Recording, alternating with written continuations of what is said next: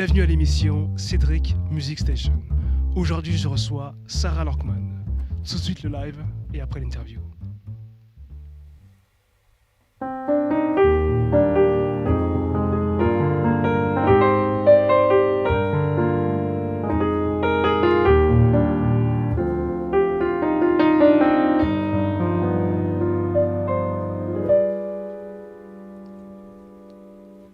Je le sais, je le sens, quelque chose d'autre m'attend. J'ai confiance dans le temps.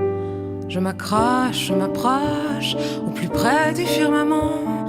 Je veux voir ma vie en face. Que faut-il que je fasse pour sentir en moi que je suis enfin à ma place? Résister, exister, être moi sans condition, pour un oui, pour un non. Ressentir, ne plus fuir, quitte à tout recommencer. Je me pose mille questions. Est-ce des illusions qui me font espérer à tort ou à raison? Mais je sais que ça passera, je le sais, un beau jour viendra, je le sais, et j'y crois plus fort, je me laisserai aimer encore. Moins j'y pense, plus j'avance pour atteindre cette main, la promesse de demain. Je résiste et persiste, continuer d'avancer.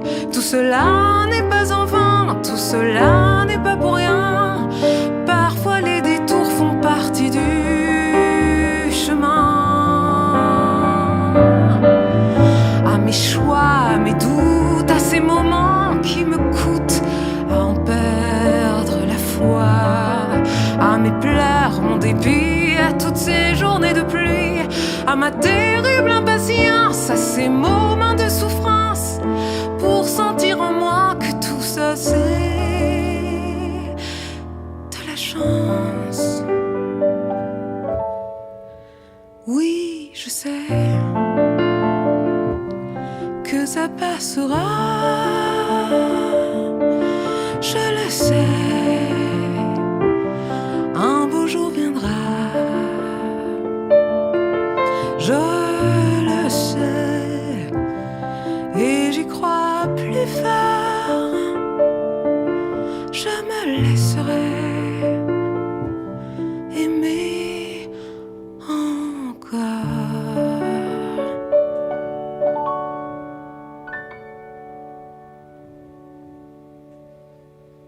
Sarah Lorkman, ça va? Super, merci Cédric. Merci d'être venu. Merci de m'avoir réinvité ici. Bah oui, tu viens quand tu veux. Hein. Moi, ceux que j'aime, en fait, ils viennent quand ils veulent. C'est comme ça que ça marche. En fait. Faut pas me le dire deux fois, attention. Ouais, mais je suis comme ça. Donc, tu es donc chanteuse, Oui. pianiste. Oui. J'aimerais savoir. Et en plus, ta musique est un peu teintée de jazz et de chansons françaises. Est-ce que tu peux me dire vraiment qui tu es et ton style musical en fait? On est limité dans le temps là. Non mais qui je suis? Bah écoute, oui, je pense qu'en fait on est ce qu'on écoute aussi, nos inspirations, voilà ce qui nous porte. Et c'est vrai que le jazz pour moi c'est quelque chose qui est très réconfortant. C'est un endroit qui m'a toujours toujours réconfortée, même quand j'ai grandi, tout ça. Et c'est vrai que maintenant, ça s'est transformé en la musique en général. C'est-à-dire que quand j'écris cet album, je ne me suis pas du tout dit est-ce que je fais du jazz, est-ce que je fais de la chanson. Au contraire, j'étais plus dans quelque chose de... La musique me vient, ensuite je vais voir ce qu'elle va me dire. J'ai l'air un peu d'une folle quand je parle, mais c'est la musique qui va me parler, en fait. C'est la musique qui va me dire quelques mots. Après, je vais essayer de comprendre en fait, le sens de petit à petit de « mais attends, qu'est-ce que tu essaies de me raconter ?» Et puis ça fait des phrases et ça résonne dans ma vie. Et en fait, ce qui m'a libérée, en fait, c'est de ne plus penser un style, c'est vraiment de penser un moment, une transmission, un message, en fait. Et je pense que quand on est dans sa vérité, on touche la vérité de l'autre, en fait.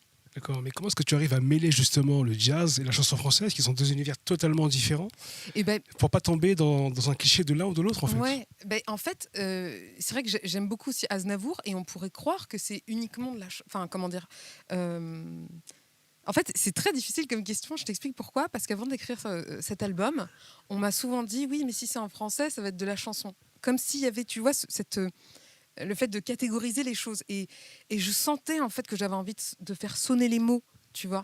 Et c'est exactement ça dans le jazz, en fait. C'est que, et j'ai vu en fait une interview de Charles Aznavour qui disait qu'il n'y a pas plus figuratif que la langue française. C'est-à-dire qu'il n'y a pas plus rond que le mot rond, plus plat que le mot plat. Enfin, je ne sais pas comment dire. Et je me suis dit, je peux jouer avec ça, tu vois. Je peux jouer avec cette douceur, cet impact, sans que ça devienne un truc hyper, tu vois, stéréotypé, onomatopé, que je ne juge pas. Hein. Je trouve ça très, très bien. Mais quand tu chantes en français, en plus avec tes mots, t'es mise à nu totale. Il y a quelque chose, moi qui suis hyper pudique, et il y a quelque chose en fait aussi de très thérapeutique, quoi, de pouvoir dire tout haut en fait ce qu'on ressent. Et en fait, ce qui est génial, c'est que c'est l'universalité de la musique, c'est-à-dire que tu chantes un truc qui te parle à toi, et en fait, quelqu'un va l'écouter et va dire mais c'est incroyable, c'est exactement ma vie, quoi. Et c'est ce que j'essaie de faire, quoi. Tu es aussi pianiste? Oui. Donc, est-ce que des fois la chanteuse n'est pas en guerre avec la pianiste, en fait? Est-ce qu'il n'y a pas un moment donné où la chanteuse efface la pianiste? Est-ce qu'il n'y a pas ces moments-là comme ça où tu te dis mais je suis quand même pianiste, quoi? Ouais. C'est très intéressant parce que j'ai eu vraiment cette dualité, ce questionnement. Mais pendant très très longtemps, pendant mes études, où en fait on me disait mais t'es chanteuse ou pianiste ou chanteuse. Donc à un moment j'étais vraiment dans un truc très démonstratif de faut que je prouve que je suis pianiste. Je suis pas qu'une chanteuse. Comme s'il y avait vraiment ce truc réducteur de chanter, qui était quand même une réflexion qu'on me faisait souvent, tu vois. T'es une fille, t'es une chanteuse. Et moi j'étais vraiment dans un moment de ma vie où j'avais envie de comprendre tout ce qui est harmonie, tout ça, machin, et ne pas avoir de... comme si je devais être inattaquable par rapport à ça. C'est par la suite où je me suis dépouillée de tout ça. Quand on fait de la musique, on n'est pas dans quelque chose, je pense, de démonstration. C'est comme en fait un dictionnaire. Tu apprends des mots et puis à un moment, tu as envie de dire un mot qui est peut-être très précis. Tu vas commencer à du coup montrer ton vocabulaire, mais tu n'es pas là en train de développer ta science. Tu vois ce que je veux dire? Et en fait, ça a été hyper difficile pour moi sur le coup de me dépouiller de tout ça et de me dire mais attends, revenir à ma nature profonde, tu vois, cette nature d'enfant qui fait qu'on a envie d'être... Parce que c'est l'enfant qui va au piano, c'est l'enfant qui chante, c'est l'enfant qui se dit, voilà, moi ce que je veux, c'est juste m'amuser et créer de l'amour autour de moi, créer de la joie, quoi, tu vois. D'accord, et donc sur scène, la pianiste a quand même sa place. La pianiste a sa place, mais en fait, je me suis rendu compte que le piano, pour moi, c'est comme on va s'installer à une table et on va écrire un mot. Des fois, je lui laisse la parole, mais c'est lui qui me soutient, en fait. Je me rends compte qu'en fait, je le travaille pas, enfin, je le travaille plus, et que en fait, je fais vraiment tout ce qui est le plus naturel pour moi, qui me crée absolument aucun effort. Alors, ça peut paraître très, paradoxal et peut-être choquant de dire ça, mais je vais dans tout ce qui est le plus naturel parce que j'ai compris que souvent, on se culpabilise de se dire quand quelque chose est facile, ça veut dire que ça n'a pas de valeur, mais en fait, notre facile n'est pas le facile de l'autre. Et donc, du coup, plus tu es dans ton facile, plus tu es dans ton naturel, et plus, en fait, tu es dans ton flow, tu es dans ta magie, tu es dans le fait que tu peux transmettre, quoi. Et du coup, c'est ce que j'essaie de faire, quoi. D'accord. Est-ce que tu peux nous parler de cet album que je montre? Ouais, cet album, pour moi, c'est vraiment... Ton album, hein, vraiment. Ouais, c'est mon bébé, quoi. C'est de bout en bout. Je l'ai porté, je l'ai pensé, jusqu'à la pochette. Voilà, tout a été vraiment pensé. Et là, je me suis complètement inspirée de l'univers. Je suis revenue à mon rêve d'enfant, en fait, à mon rêve de mes 10 ans, avec toutes mes inspirations, comme Michel Legrand, Charles Aznavour. Je voulais quelque chose de très cinématographique, avec un quintet à cordes. J'ai fait appel au Quatuor Hanson. Je voulais pas qu'il y ait de batterie. Enfin, ça a été un moment... très, très grande réflexion sur est-ce que je pars dans le trio jazz avec un quatuor qui va plutôt être question-réponse, soit je pars dans vraiment ce que je pensais, c'est-à-dire piano-voix, un peu comme un cupcake avec le topping, tu vois ce que je veux dire? C'est-à-dire que tu n'oublies pas que tu es le cake, quoi.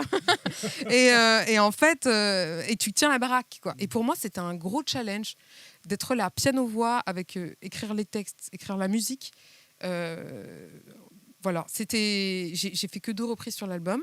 Il y a un morceau où il y a un superbe guitariste belge qui s'appelle Jean-François Prince. Il y a un ami qui était en CM1 avec moi, donc un truc de dingue, qui est un saxophoniste extraordinaire qui s'appelle Louis Biette, qui a fait soprano, enfin sax-soprane et ténor. La boucle était bouclée. En CM1, quand on était dans la même classe, moi j'ai découvert le jazz grâce à lui, parce que on était dans le même conservatoire, mais moi je faisais du classique, piano classique. J'avais des nodules aux cordes vocales, donc je pouvais plus chanter. Donc voilà, j'étais un peu dans un truc où bon, je jouais, j'écrivais quand même, je faisais des poèmes, j'étais un peu dans un délire comme ça. Et puis on m'invite à voir l'audition de Louis qui jouait du coup Petite Fleur, je me souviens. Et là je fais et mon père avait des partitions comme ça sur le piano et tout. Et là je déchiffrais un peu tout comme ça. Et là je déchiffre et là je vois les feuilles mortes. Okay. Et pour moi, mais j'avais l'impression d'être Champollion découvrant la pierre de Rosette. Je me suis dit, mais c'est quoi ça ? C'est trop beau, quoi. Et en fait, je me suis retrouvée, je me souviens en CM1, à accompagner ma classe de CM1. En fait, je ne pouvais pas chanter, donc moi j'étais là, bras croisés comme ça. Et quand j'ai dit à ma prof, j'ai découvert ce morceau, elle dit, ah ben on va le chanter avec la classe. Et donc j'ai accompagné ma classe. Et pour moi, c'était un truc incroyable. Et j'ai voulu, donc sur cet album, faire une version très spéciale piano-voix des Feuilles mortes. Tout ça, pour moi, c'est de la magie, cet album. Même la manière dont il a été fait, il a été produit de bout en bout. Voilà, j'espère vraiment que l'auditeur ressentira cette émotion. Merci Sarah. Les amis, c'était Sarah Lankman dans Cédric Music Station. À très bientôt.